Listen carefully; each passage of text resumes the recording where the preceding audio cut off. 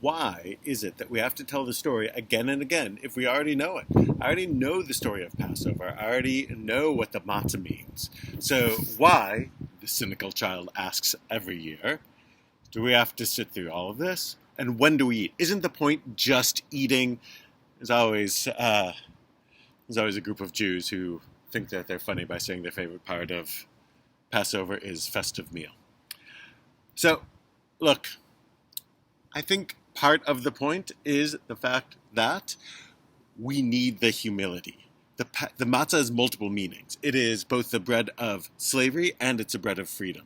The egg on the Seder plate has multiple meanings. Every part of the Seder, there are multiple meanings to everything, but part of it is that the story takes us, the Mishnah says, and the Haggadah says, from degradation to praise, to a place of glory. It's that we admit that we started in a bad place and that we benefit from being born into a people that have been freed.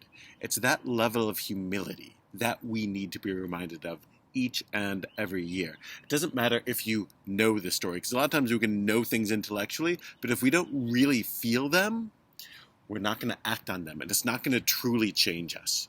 We have to be changed by the maror, by knowing the bitterness that we, if not for the privilege of our birth, would know, and that others do know. And the same is true for that tasteless matzah, and for maybe the repetitive story that we have to know. We have to know that we are people that were transformed by our history, and that we have to continue to be transformed by it, and that we're supposed to transform our communities, our lives, and the world through it. So remember this year. Remember that the story is supposed to be something not that we suffer through, but that moves us to create a world where fewer people are enslaved, where fewer people suffer from being born into the wrong group. This is what Passover asks of us.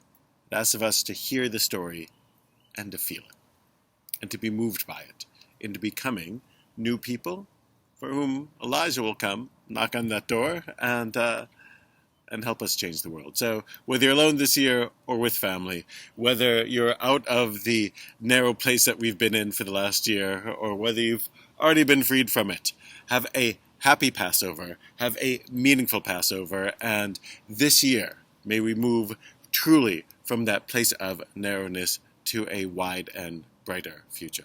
Shabbat Shalom, Chag Samei'ach.